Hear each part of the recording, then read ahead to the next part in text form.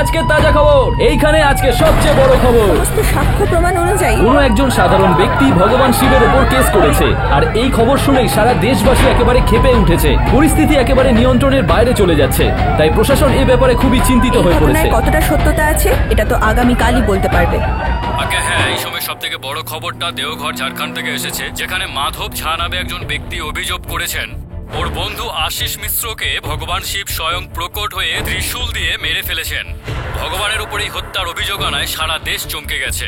আর বিশেষ করে এই ব্যাপারটা নিয়ে সাধু সন্তদের মধ্যে খুব আক্রোশের সৃষ্টি হয়েছে। এসব মহাদেব শিবের বদনাম করার জন্য, ওনার কোটি কোটি ভক্তদের বিশ্বাস আর ভক্তির রাস্তা থেকে সরানোর জন্য একটা চক্রান্ত করা হচ্ছে, যেটা আমরা কখনোই সফল হতে দেব না। জনগণরা মাধব ঝাকে যেভাবে ধরে পিটিয়েছেন, যার জন্য উনি হাসপাতালে ভর্তি এবং মৃত্যুর সঙ্গে পাঞ্জা লড়ছেন, এই ব্যাপারে আপনি কি বলবেন? এই প্রশ্ন আপনি সেই লোকটাকে করুন যে নিজের বন্ধুকে হত্যা করে তার দায় মহাদেব শিবের ওপর পড়তেছে। আমার তো আশ্চর্য লাগছে ওই পাপী এখনো বেঁচে কি করে আছে।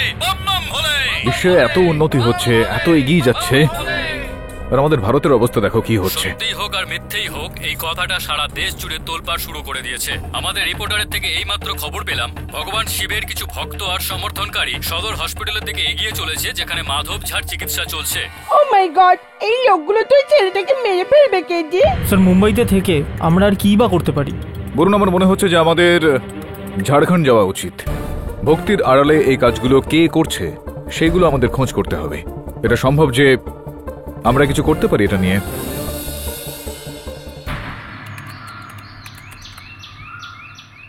আয়াচি মিশ্র অনেক বছর ধইরা শিবের তপস্যা করছিল।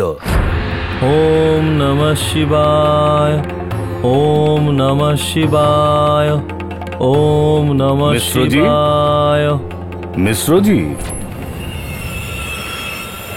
কাল রাত্রে আমার স্বপ্নে স্বয়ং ভগবান এসেছিলেন, আর আপনার ব্যাপারে উনি কিছু সুখবর দিয়েছেন। তাহলে কি আমার মনোবাসনা পূর্ণ হবে? না, আপনার কোনো মনোবাসনা পূর্ণ হবে না।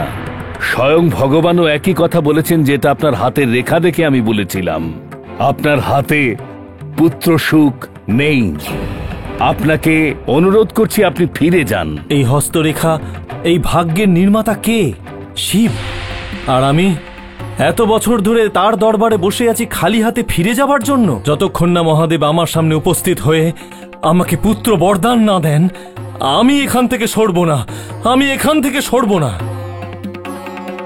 ওম নমঃ শিবায়, ওম নমঃ শিবায়, ওম নমঃ শিবায়, ওম নমঃ শিবায়, ওম নমঃ শিবায়, ওম নমঃ শিবায়, ওম নমঃ শিবায়, ওম নমঃ শিবায়, ওম নমঃ শিবায়, ওম নমঃ শিবায়, ওম নমঃ শিবায়, ওম নমঃ শিবায়, ওম নমঃ শিবায়।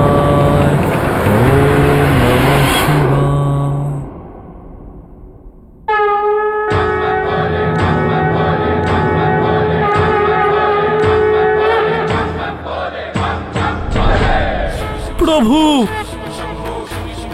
প্রভু, আমার আদেশ পাওয়ার পরেও কেন তুমি এই জেদ ধরে কেন বসে আছো বৎস? প্রভু, আয়াচি কখনো কারোর সামনে হাত জোড় করেনি। আমি জীবনে প্রথমবার আপনার সামনে হাত জোড় করেছি প্রভু। যদি আমার মনস্কামনা আজ পূরণ না হয়, তাহলে এ হার আমার নয় প্রভু, এ আপনার হার প্রভু, আপনার হার। কিন্তু আমিও যে একদম নিরুপায় বৎস। ভাগ্যকে তো আমি বদলাতে পারবো না, কিন্তু তোমার জীবনে সন্তান সুখ লেখা নেই বৎস।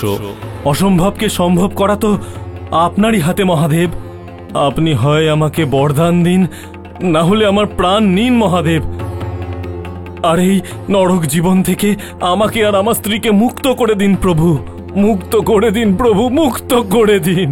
এই রকম অন্যায় আমি কখনোই করতে পারবো না, কিন্তু তুমি আমাকে কঠিন সমস্যায় ফেলেছো। আমার মনে হচ্ছে যে স্বয়ং নিজেকে তোমার পুত্র হয়ে জন্ম নিতে হবে। উত্তম, অতি উত্তম প্রভু, অতি উত্তম। আপনি আমার সন্তান, এর চেয়ে বেশি প্রাপ্তি আমার জীবনে আর কি থাকতে পারে প্রভু। জয় শিব শঙ্কর, কিন্তু একটা শর্ত আছে।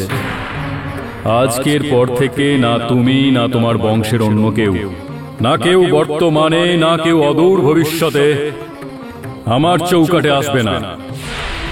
যদি কেউ কখনো আমার চৌকাটে আসে তাহলে তার ফল একদম ভালো হবে না।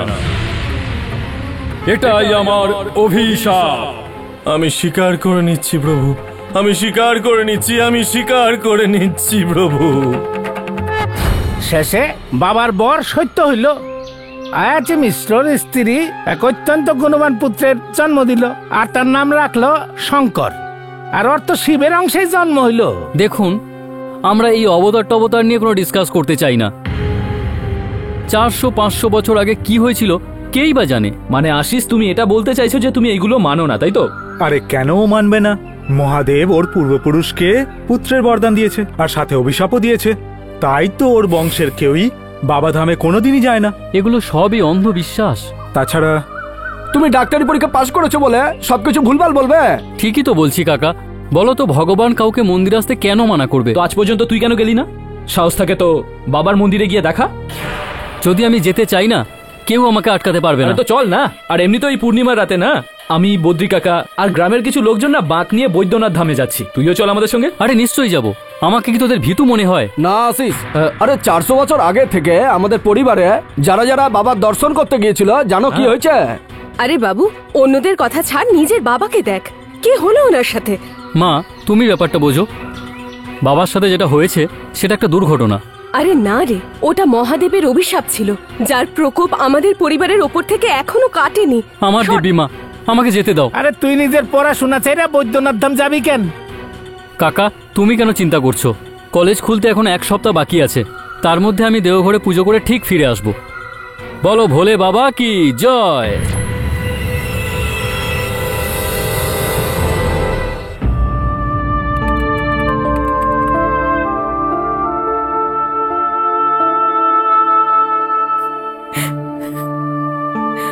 শালিনী, আশিসের মৃত্যুতে আমরা সবাই দুঃখিত। We lost a talented doctor and a good friend.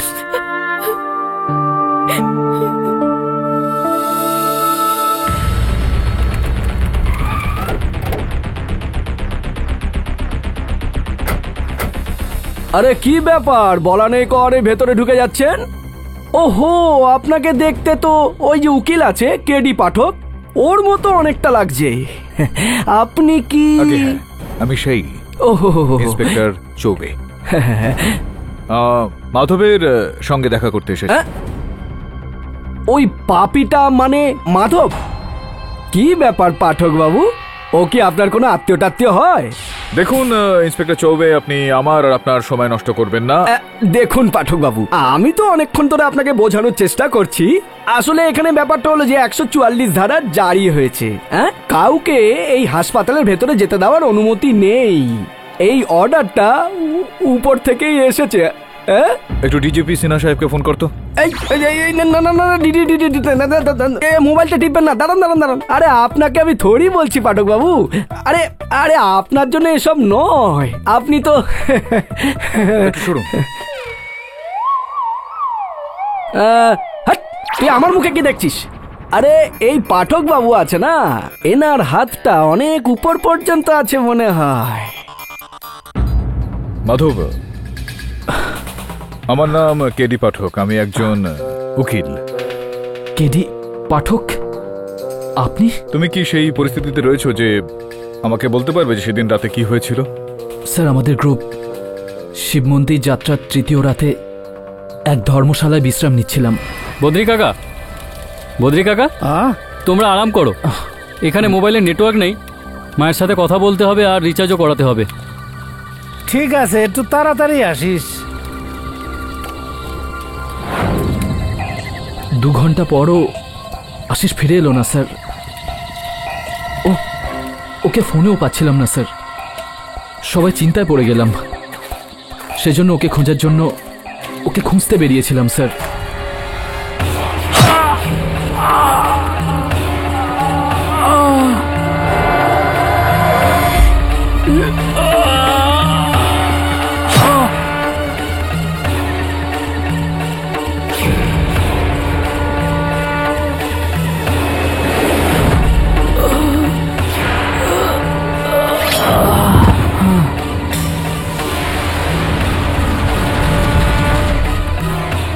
Ashis,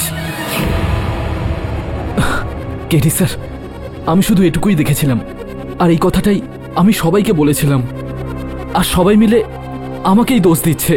Madhav, এরকমটা সম্ভব নয়। ওটা ভগবান নয়, কোনো মানুষই হবে। কিন্তু যদি তুমি যে কথাটা বলছো সেটা সত্যি হয়, তো তুমি চিন্তা করো না, আমি তোমার সঙ্গে কোনো রকম অন্যায় হতে দেব না।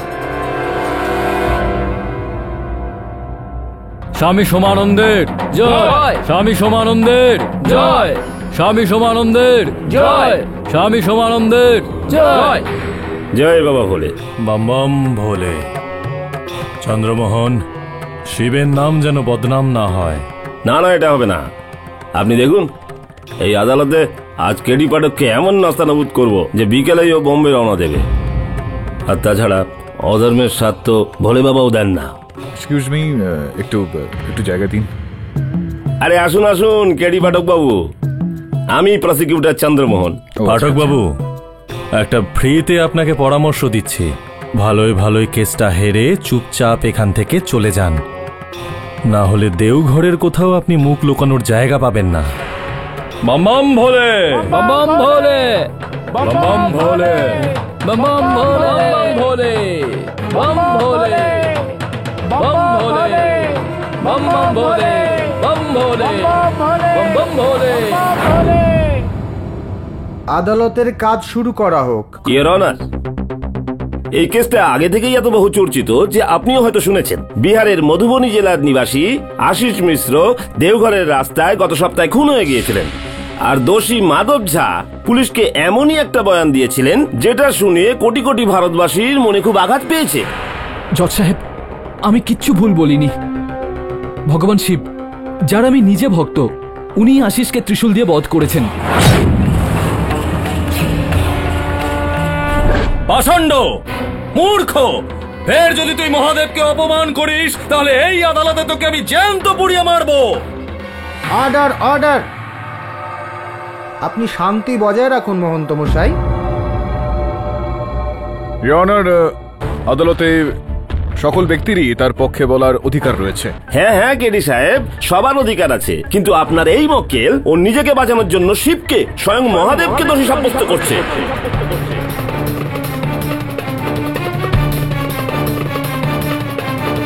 আর এই কথাটার প্রমাণ হলো এই পোস্টমর্টমের রিপোর্ট, আর যেটাতে পরিষ্কার লেখা আছে যে আশিসের খুন একটা ধারালো ছুরি দিয়ে হয়েছে, কিন্তু ত্রিশূল দিয়ে নয় যেমন মাধব বলেছে। এর মিথ্যে তো এখানেই ধরা পড়ে যাচ্ছে। কিন্তু জজ সাহেব, আমি তো শিবকে ত্রিশূল দিয়ে বধ করতে দেখেছিলাম। চুপ কর, তোর ওই মুখে শিবের নাম শোভা পায় না রে পাপী। মহন্ত মশাই, আপনাকে আদালত অনুরোধ করছে যে আদালতে শান্তি বজায় রাখুন। ইয়োর অনার, এখানে দুটো বিষয় রয়েছে। আমার মক্কেলের বক্তব্য হলো যে ইনি শিবকে স্বয়ং দেখেছেন আশিসকে হত্যা করার সময় ত্রিশূল দিয়ে, আর পোস্টমর্টম রিপোর্ট বলছে যে আশিসকে হত্যা করা হয়েছে ছুরি দিয়ে, কিন্তু ঘটনাস্থল থেকে কোনো ত্রিশূলও পাওয়া যায়নি, কোনো ছুরিও না।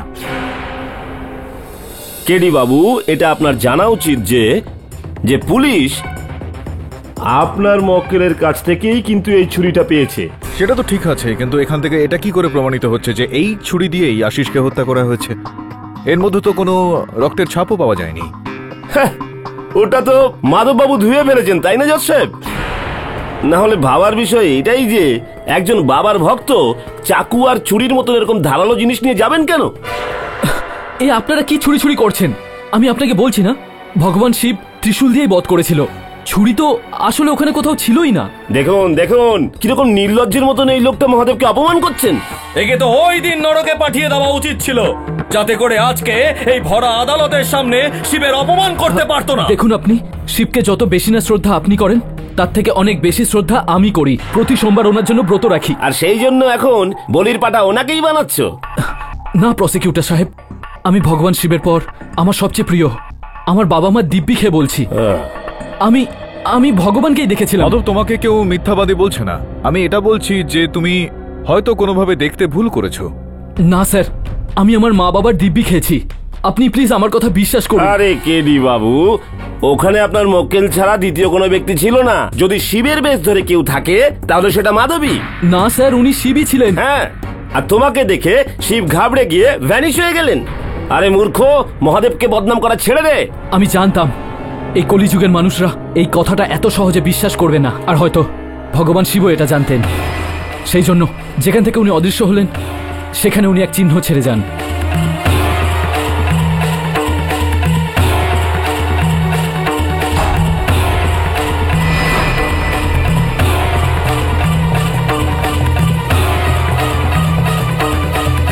এটা ভগবান শিবের ভস্য। এটাকে আমি নিজের সাথে করে নিয়ে এসেছিলাম। আর এই কথাটার গ্যারেন্টি কি যে এই ভস্যটা মহাদেবেরই? আরে এটা তো অন্য কোনো ছাইও হতে পারে যেটা তুমি কুড়িয়ে নিয়ে এসছো। না প্রসিকিউটর সাহেব, এটা কোনো সাধারণ ভস্য নয়, এটা শিবের ভস্য। বাবার আশীর্বাদ, এর স্পর্শ মাত্রই হাজার হাজার মানুষের দুঃখ দূর হয়ে যায়। জেলে থাকাকালীন অনেক আসামির রোগও সেরে গেছে এতে। আপনি চাইলে আপনিও এটা ব্যবহার করতে পারেন। আপনি চবে বাবুকে জিজ্ঞেস করুন। আগে আগে জজ সাহেব, না মানে ইনি যেটা বলছেন ঠিকই বলছেন জজ সাহেব। যে সমস্ত কয়েদিরা জেলে চলাফেরা করতে পারতো না জজ সাহেব, ওরা একেবারে চনমনে হয়ে গেছে। এবার তো মানবেন আপনি, এটাই বাবার চমৎকারী ভস্য। আর ভগবান শিবই। চুপ কর, এটা কিন্তু ওর একটা চাল জজ সাহেব। এই ভস্য মনে হয় আমাদের মন্দির থেকেও চুরি করেছিল। এক মিনিট, আপনি এটা বলার চেষ্টা করছেন যে এই ধরনের ভস্য আপনার ওই মন্দিরেও পাওয়া যায়? এটা সর্বৈব সত্য। মহাদেবের আশীর্বাদ ধন্য ভস্য দিয়ে আমরা অনেক রোগীর শুশ্রূষা করেছি। অনার, এটা হতে পারে যে মহন্ত বাবুর কথাটা সত্যি, ওনার মন্দিরে এই ধরনের ভস্য পাওয়া যেতে পারে। কিন্তু এটাও তো সত্যি যে মাধব তো কখনো ওই মন্দিরে গিয়ে পৌঁছয়নি। ও তো ওখান থেকে 48 কিলোমিটার দূরত্বে ছিল ওই দেওঘরের রাস্তায়। তো আপনি এখনই বলুন প্রসিকিউটর মশাই যে যখন উনি ওইখানে যায়নি, ওই দেওঘরে কখনোই যায়নি, তখন সেখান থেকে ভস্যটা কি করে সে আনতে পারে? দেখুন পাঠক বাবু, এই ছায়ের ব্যাপার আপনি ছাড়ুন। যখন এই পোস্টমর্টম রিপোর্ট বলছে আশিসের খুন চাকু দিয়ে হয়েছে, তো মাধব তুমি এটা আদালতকে বলো, তুমি নিজের কাছে চাকু লুকিয়ে কিরকম পুজো করতে যাচ্ছিলে? জজ সাহেব, এই ছুরিটা আমি ফল টল কাটার জন্য রেখেছিলাম। ফল? ইয়োর অনার, এই চাকুটা এতটাই ধারালো যে মাথা ধর থেকে আলাদা করা যায়। আর এই চাকু দিয়েই মাধব আশিসকে খুন করেছিল।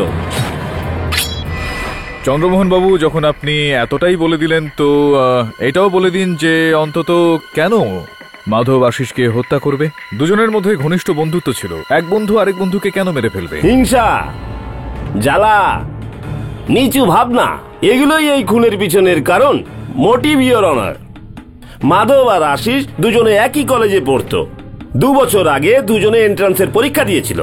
মাধবের চেয়ে আশিস এন্ট্রান্স পরীক্ষায় খুব কম মার্কস পেয়েছিল, কিন্তু সেই বছরই আশিস মেডিকেল এন্ট্রান্সে পাশ করে যায়। কিন্তু মাধব 2 বছর ধরে চেষ্টা করে যাচ্ছে, কিন্তু আজ পর্যন্ত সাফল্য পায়নি। আমি আদালতকে এটাই বলতে চাইছি যে মাধবই আশিসকে ফোর্স করেছে দেওঘরে যাত্রা করার জন্য, কেননা ওর মাথায় আগের থেকেই আশিসকে হত্যা করার প্ল্যান ছিল।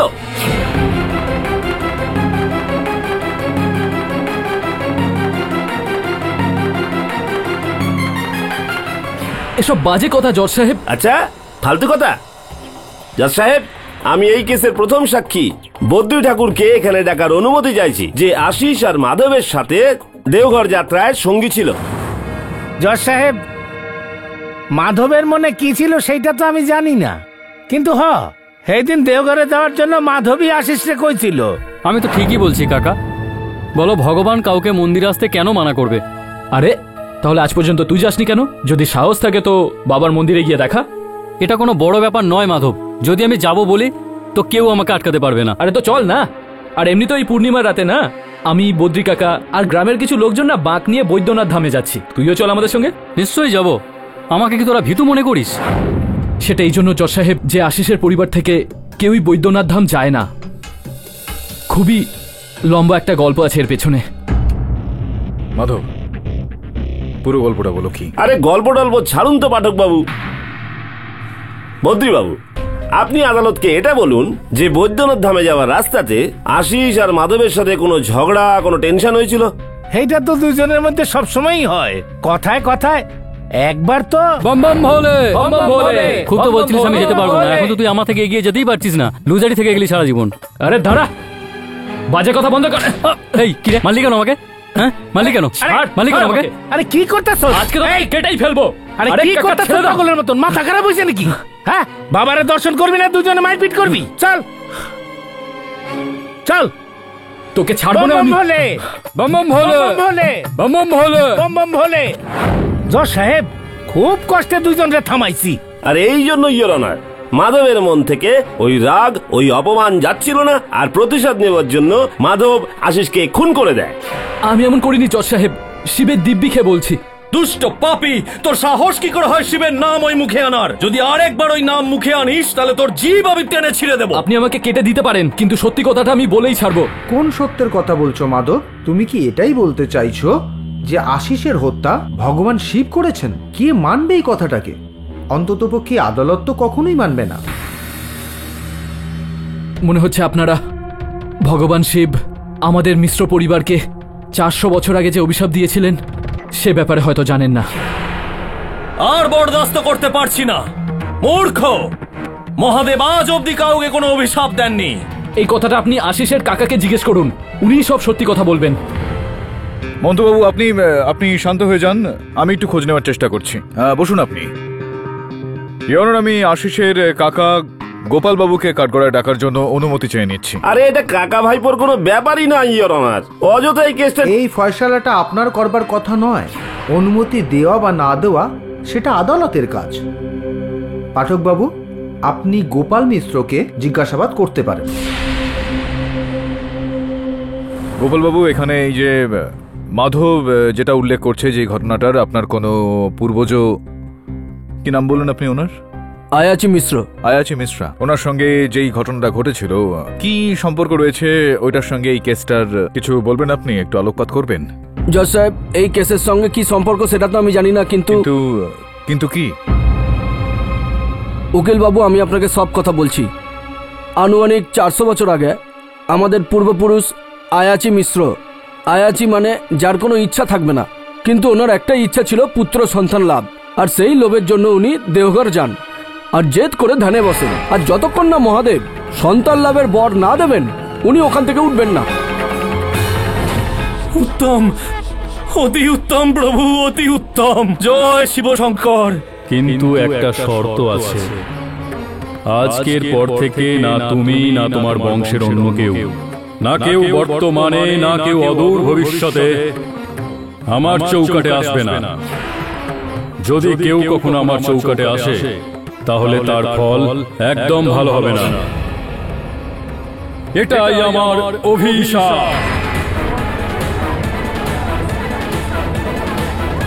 এবার বিশ্বাস হলো আপনাদের? আশিসকে আমি মারিনি, শিব অভিশাপ দিয়েছিলেন ওদের পরিবারকে। আর দেখুন, এই কথাটা আমি বলছি না, আশিসের কাকা বলছে। এটা আপনি বলুন যে আয়াচি মিশ্রা যিনি ছিলেন 400 বছর আগে, তারপরে কি এই আশিসই একমাত্র ব্যক্তি ছিলেন ওই পরিবারের যে ওখানে গিয়েছিল ওই দেওঘরে, নাকি আরো অনেক ব্যক্তি সেখানে গিয়েছিল, নাকি শুধু আশিসই? না উকিল বাবু, আমাদের পরিবারের অনেকেই ওখানে গেছেন, কিন্তু সবারই খারাপটাই হয়েছে। কারুর হয়তো আশিসের মতো রহস্য মৃত্যু হয়েছে, কারুর হয়তো কঠিন অসুখ হয়েছে। এমনকি আমার বর্দা কানাই মিশ্র, আশিসের বাবা, আজ থেকে 15 বছর আগে আশিসের মতোই জেদ করে দেওঘরের উদ্দেশ্যে রওনা দেয়। রাস্তায় যাচ্ছিল, চলন্ত ট্রেন থেকে পড়ে যায়, আর ওনার মাথায় খুব আঘাত লাগে। জজ সাহেব, উনি স্মৃতিশক্তি হারিয়ে ফেলেন, আর তখন থেকেই পাগলের মতো ওই 4 দেওয়ালের মধ্যে আটকে আছেন। জজ সাহেব,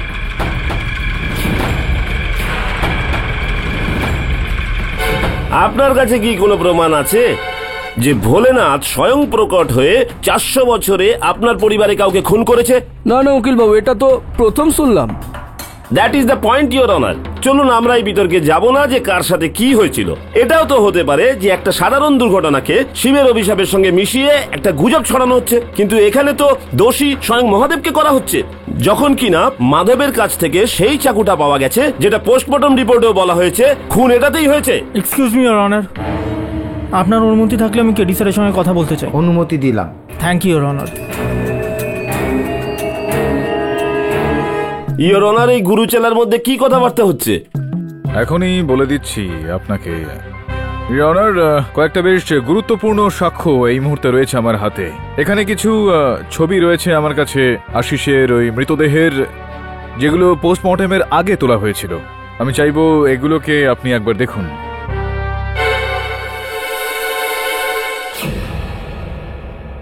ইওর অনার, যেভাবে বিশেষ কি আছে এতে যা প্রমাণ করতে চাইছেন আপনি? বিশেষ করে ইওর অনার, এখানে বিষয়টা হলো যেভাবে আপনি দেখতে পাচ্ছেন, ওখানে আশিসের মৃতদেহে 3টে আলাদা আলাদা জায়গায় ঘা রয়েছে, আঘাত রয়েছে। মাঝখানে একটা গভীর ক্ষত আর তার আশেপাশে হালকা ক্ষত। আমরা জানি ইওর অনার যে ত্রিশূলের 3টে ফলা থাকে, মাঝখানেরটা একটু উঁচু ফলা আর দুদিকে দুটো একটু ছোট ফলা। এর থেকে ইওর অনার এটা স্পষ্ট যে যেটা মাধব বলছিল যে আশিসকে হত্যা ত্রিশূল দিয়ে করা হয়েছে, সেই কথাটাই সত্যি। পাঠক বাবু, আপনি কেন আদালতকে ভ্রান্ত করছেন? এটাই দেখতে চান তো এই চিহ্ন চাকু দিয়ে হয় কিনা? আমি আপনাকে করে দেখাচ্ছি। যা সাহেব, অনুমতি দিন। অনুমতি দিলাম।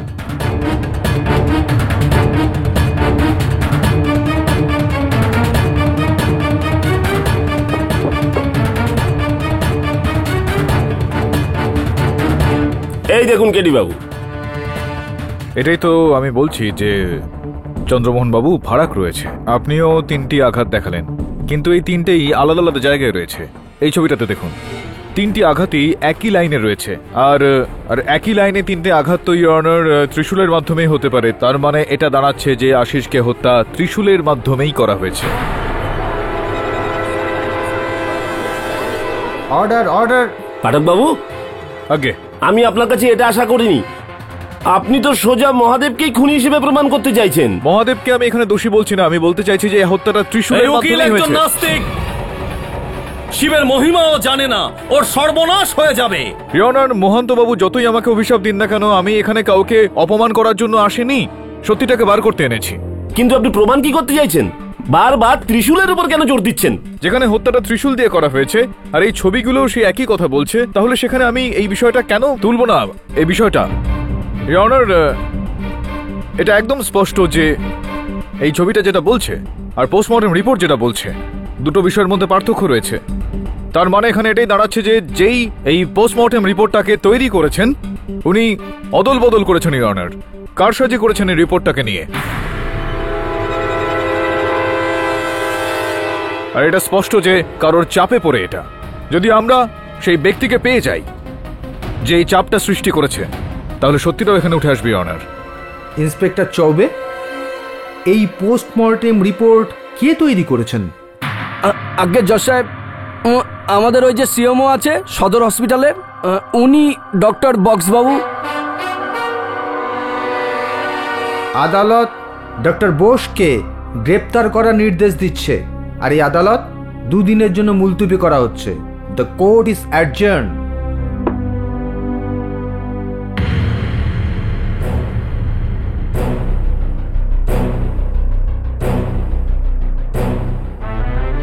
কি হলো, কিছু খোঁজ পেলি? না স্যার, কিচ্ছু খবর পাইনি স্যার। খুব অদ্ভুত লোক। এক্ষুনি ইন্সপেক্টর চৌবের সঙ্গে দেখা করে আসছি। ও বলছে ডক্টরের বাংলোর বাইরে 2 দিন ধরে তালা লেগে আছে। আমি ওকে বললাম খবর নাও, তো বলছে যে ও নাকি ওখানে একটা কনস্টেবল বসিয়েছে, ও আসবে তারপরে খবর নেবে। আমার মনে হচ্ছে ডক্টরের বিষয়টা এখানে প্রধান নয়, ওনাকে কেউ ব্যবহার করেছে। এটা খোঁজ নিয়ে দেখতে হবে যে কে ওনার ওপর এই চাপটা দিয়েছে আর এই জাল পোস্টমর্টেম রিপোর্টটা তৈরি করেছে। স্যার একটা কথা বলি স্যার, গড এরকম কাজ করতে পারে না। আর যদি বাই চান্স যদি গড কাউকে মেরে ফেলে, আর তাহলে বোর্ড কাউকে দিয়ে চেঞ্জ করানোর কি দরকার? উনি কি পুলিশকে ভয় পান, নাকি আদালত গডকে শাস্তি দিতে পারে? না স্যার, 100% এটা কোনো মানুষেরই কাজ। এই ব্যক্তির সূত্রটা সেখান থেকে পাওয়া যাবে যেখানে আশিসকে হত্যা করা হয়, দেওঘরের রাস্তায়।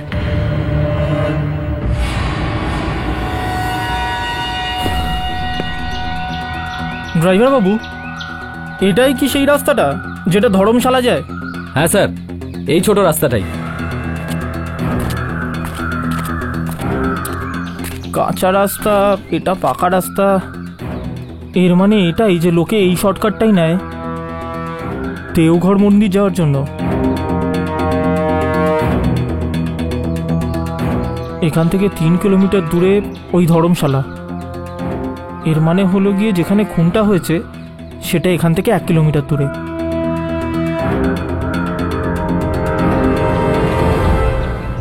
তোমার তো ভাগ্য খুইলা গেল গোপাল। কি বলছিস তুই? আরে অত প্রকাশ আইজ না। তোমার ভাইপো মরার পর তোমার পাগল ভাইয়ের সমস্ত জমি জমার তুমি তো মালিক হইলা। চাটা খেয়ে নে।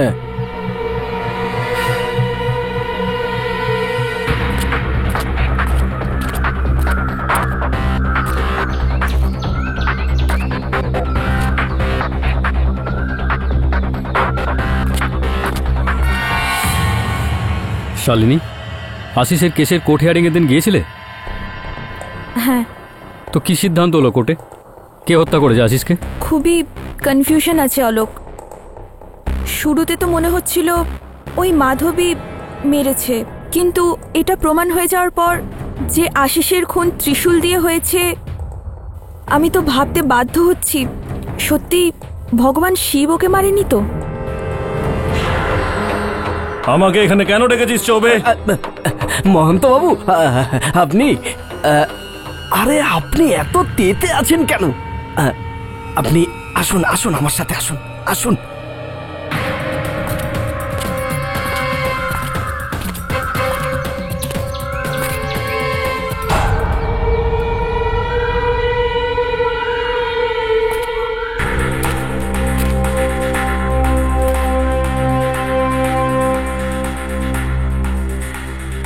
রক্ত?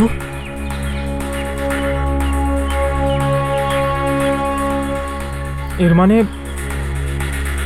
খুনটা এখানেই হয়েছিল? আরে বাবা, আপনি বলুন এখন আমি কি করব? আর এই গোপন ব্যাপারটা যদি কোনোভাবে ওই কেডি উকিল জেনে যায়, আপনি ভেবে নিন যে ওই নাস্তিক উকিল যেন এর বিন্দু মাত্র জানতে না পারে। দেখুন, আপনি তো কিছুতেই বুঝতে পারছেন না মহন্ত বাবু। একটু আস্তে বলুন, আস্তে। মহাদেবের শত্রু হলো এই নে। এটা আরে তোরও তো বউ বাচ্চা আছে, তোরও তো দরকার লাগতে পারে কিছু পরিবারের জন্য। রাখ এটা। আগে আপনি সত্যি ধন্য।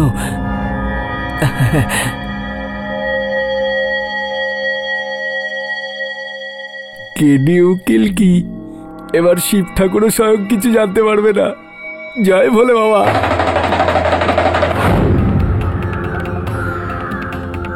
টুকটুকির আওয়াজ?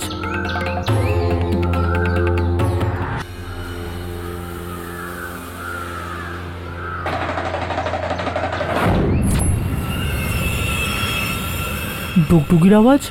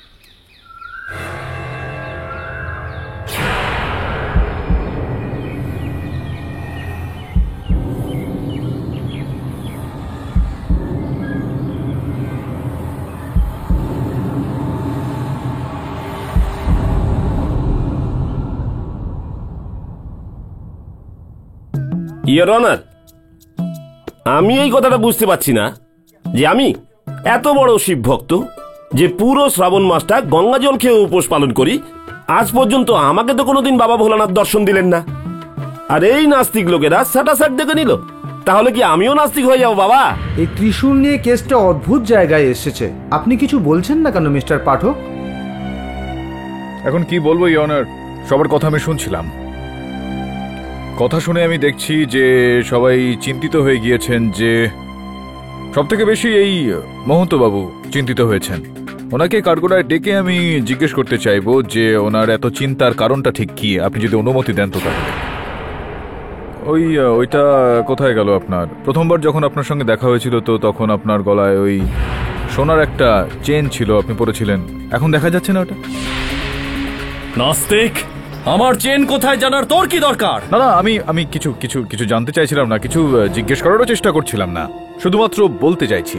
আমি শুধুমাত্র এটা বলতে চাইছি ওনার যে ওই ডক্টর যিনি আশিসের ওই পোস্টমর্টেম রিপোর্টটা বানিয়েছিলেন, উনি তো এখনো পর্যন্ত বেপাত্তা রয়েছেন, ওনার কোনো খোঁজ পাওয়া যাচ্ছে না। কিন্তু ওনার মোবাইল ফোনের একটা তালিকা আমরা পেয়ে গিয়েছি অনার, আর সেইটা অনুযায়ী 8ই নভেম্বর 2014 বিকেল 4:43 ওনাকে মহন্তবাবু ফোন করেছিলেন, আর সেই রাতেই আশিসের পোস্টমর্টেম রিপোর্টটা বের করা হয়েছিল, তারপরেই উনি বেপাত্তা। তার মানে তুই এই বলতে চাইছিস যে ডাক্তার আমার কথা মতো রিপোর্ট চেঞ্জ করেছে? তাহলে যা, ডাক্তারকে গিয়ে খোঁজ। না, এখন ডাক্তারবাবুকে খোঁজার আর কি দরকার রয়েছে, যেখানে আসল হত্যাকারী আমার সামনে দাঁড়িয়ে আছে।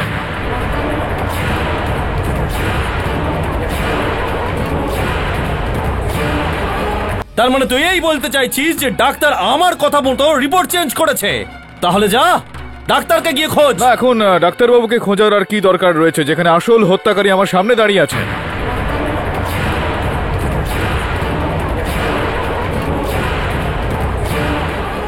Order order. তোর মাথা খারাপ হয়ে যায়নি তো উকিল? কাকে কি বলছিস সেটা তুই জানিস? Objection your honour. মহারাজ স্বয়ং শিব ঠাকুরের প্রতিনিধি এই পৃথিবীতে, আপনি ওনার উপর এই অপবাদ কিভাবে দিচ্ছেন? আমি ওনার ওপর এই দোষারোপটা এমনি আনতে পারি অনার, কেননা এখানে আপনার সামনে যে ত্রিশূলটা রাখা রয়েছে তার ওপর ওনার আঙুলের ছাপ রয়েছে, তাই অভিযোগটা আনছি।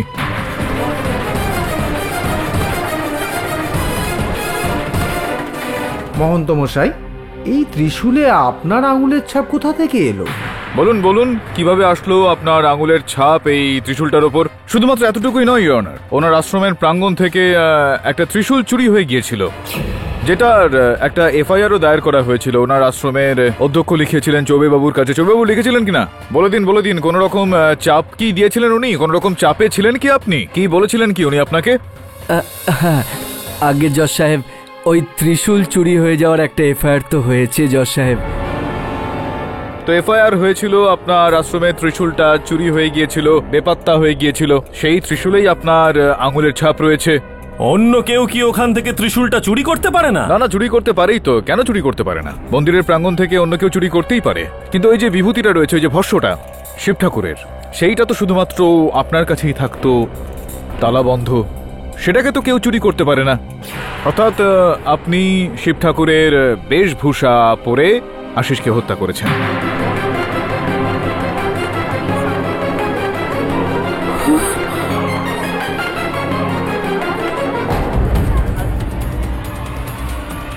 তাই না?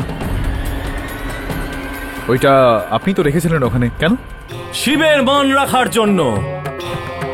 যে কথাটা শিব 4 যুগ আগে আয়াসি মিশ্রকে বলেছিল, আমি তাতে অবগত ছিলাম। প্রভু, মিথিলার একজন গ্রামবাসী বললেন যে আয়াচি মিশ্রার পরিবার থেকে একজন যুবক শিবের অভিশাপ মোচনের জন্য দেওঘরের যাত্রায় যাচ্ছে। আর যদি সেই বালক সেখান থেকে সুস্থ অবস্থায় ফিরে যেত, তাহলে লোক শিবের অভিশাপকে মিথ্যে মনে করত, শিবের ওপর হাসত। তাই আমি শিবের মান্যতা কায়েম রাখার জন্য শিবের রূপ ধারণ করি, আর দেওঘরের রাস্তায় আমি ওই দুঃসাহসী বালকের এই ত্রিশূল দিয়ে হত্যা করি। শিবকে অপমান করবি, শিবের কথাকে মিথ্যে প্রমাণ করবে।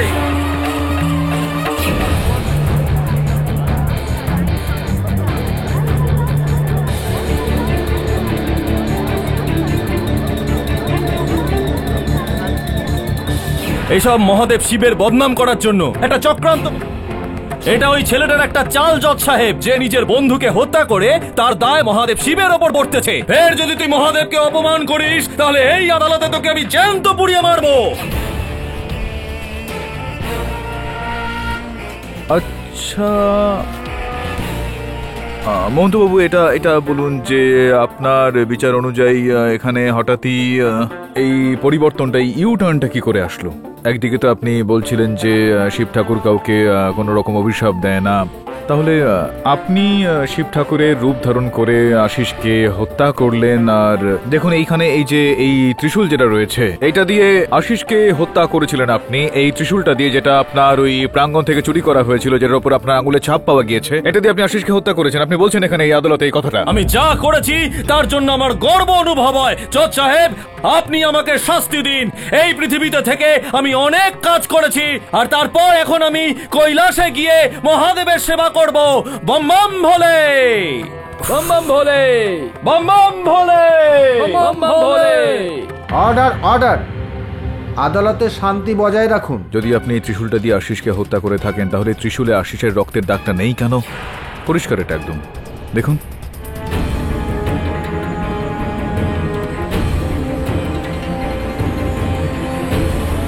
সেটা এর জন্য যে সেটা এই কারণে যে আপনি মিথ্যা কথা বলছেন। আশিসকে হত্যাটা আপনি করেননি।